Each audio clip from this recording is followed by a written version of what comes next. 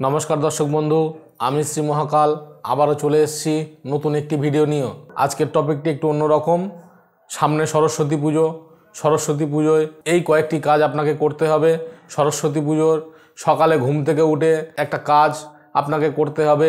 বইয়ের ফাঁকে রাখুন একটি পালক, উন্নতি কেউ আপনারা আটকাতে পারবে না। হিন্দু পঞ্জিকা অনুযায়ী প্রতি বছর মাঘ মাসের শুক্লা পঞ্চমীর তিথিতে সরস্বতী পুজো করা হয়। বসন্ত পঞ্চমীর এই দিনটি যে কোনো শুভ কর্ম সম্পন্ন করার জন্যে অত্যন্ত শুভ। সরস্বতীকে সঙ্গীত, শিল্প, বাণী, বিদ্যা ও জ্ঞানের দেবী মনে করা হয়। এদিন বিদ্যারম্ভ করলে আপনার জ্ঞান বৃদ্ধি হয়। বসন্ত পঞ্চমীর সরস্বতী পুজোর সময় বিদ্যার দেবীকে প্রসন্ন করার জন্যে একাধিক জিনিস আমরা অর্পণ করে থাকি। সরস্বতী পুজোর দিন ঘুম থেকে ওঠার সময় আগে নিজের দুটি হাতকে ভালোভাবে দেখা উচিত। শাস্ত্রমতে আমাদের হাতে সরস্বতী দেবীর বাস, তাই এদিন নিজের হাত দেখা শুভ। সরস্বতী পুজোর হলুদ রঙের একটি বিশেষ গুরুত্ব রয়েছে। এদিন যদি আপনি হলুদ রঙের বস্ত্র পরে সরস্বতীর পুজো আরম্ভ যদি আপনি শুরু করতে পারেন, এটিকে আমরা শুভ বলে মনে করি। এছাড়াও পুজো স্থানে দেবীর মূর্তি স্থাপন যেখানে হয় সেখানে যদি আপনি হলুদ বস্ত্র অর্পণ করতে পারেন, আপনার এটি শুভ হবে। পুজোয় সরস্বতী দেবীকে হলুদ বউ নিবেদন করা উচিত। এতে জ্ঞানের দেবী প্রসন্ন হয় এবং আপনার বৃহস্পতিও মজবুত হয়। সরস্বতী পুজোর সময় দেবীকে যদি আপনি খাতা, বই, কলম অর্পণ যদি আপনি করতে পারেন, এতে আপনার বুধ কিন্তু মজবুত হয়।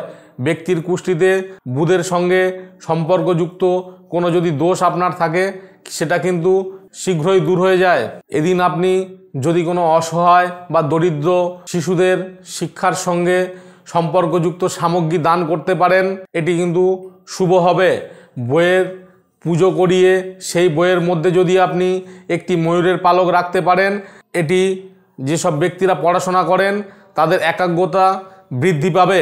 শুধু সরস্বতী দেবীর আরাধনা নয়, আরাধনার পর মন্ত্র জপ করলে বিদ্যা বুদ্ধি লাভ কিন্তু এ সময় আপনি পাবেন। তাই পুজোর পাশাপাশি দেবীর মন্ত্র সঠিকভাবে কিন্তু আপনাকে পাঠ করতে হবে, কোনো ভুল করলে কিন্তু চলবে না। তো বন্ধুরা, এই যে টিপসগুলো আমি বললাম, সরস্বতী পুজোর দিন আপনারা এই কাজগুলো করবেন, আপনারা কিন্তু অবশ্যই ফল পাবেন। যেসব দর্শক বন্ধুরা নৃত্যের সঙ্গে যুক্ত, যেসব বন্ধুরা পড়াশোনার সঙ্গে যুক্ত, যেসব বন্ধুরা সঙ্গীতের সঙ্গে যুক্ত আছেন, আপনারা এটি অবশ্যই করে এই টিপসটি ফলো করবেন এবং নিজের বন্ধুবান্ধবের মধ্যে এই ভিডিওটি শেয়ার করবেন, যাতে আপনার সাথে সাথে তারাও যাতে উপকৃত হয়। তো বন্ধুরা, এই ভিডিওটি যদি আপনাদের ভালো লেগে থাকে আমার চ্যানেলটিকে লাইক করবেন, কমেন্ট করবেন, সাবস্ক্রাইব করবেন এবং পাশে থাকা বেল আইকনে ক্লিক করবেন, যাতে পরবর্তী ভিডিও আপলোড হওয়ার সাথে সাথেই আপনার কাছে দ্রুত গতিতে পৌঁছে যায়।